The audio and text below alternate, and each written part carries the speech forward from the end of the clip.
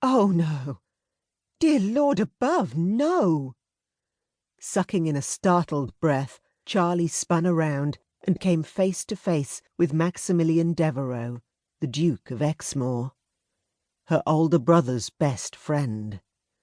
The man who frequently occupied her romantic daydreams and deliciously wicked fantasies at night.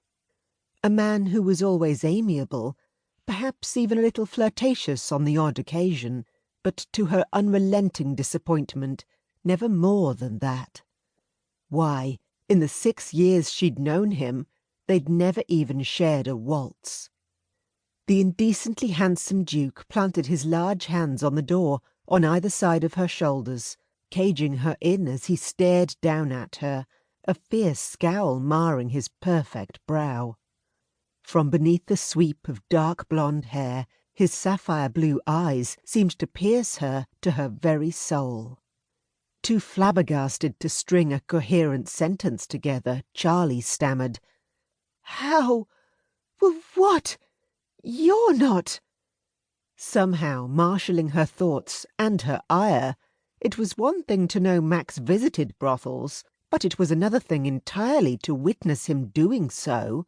She raised her chin and demanded in a furious whisper, "What on earth are you doing here?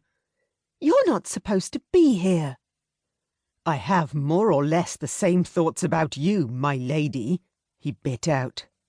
"Have you gone stark raving—" The sound of female laughter, loud and affected, drifted toward them from the direction of the stairs, and Max swore beneath his breath.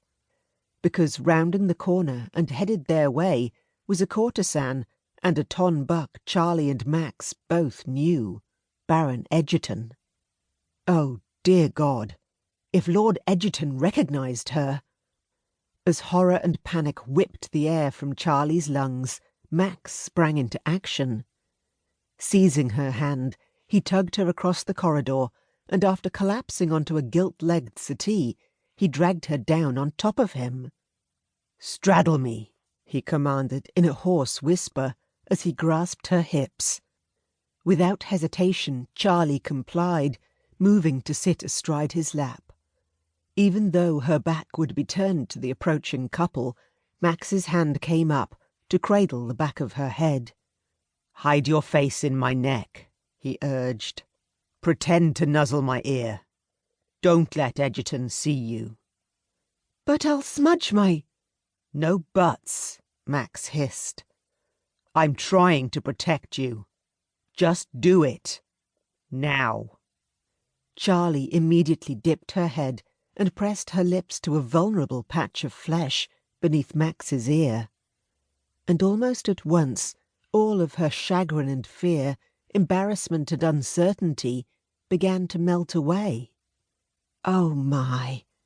Hadn't she dreamed of doing this more than once in the middle of the night?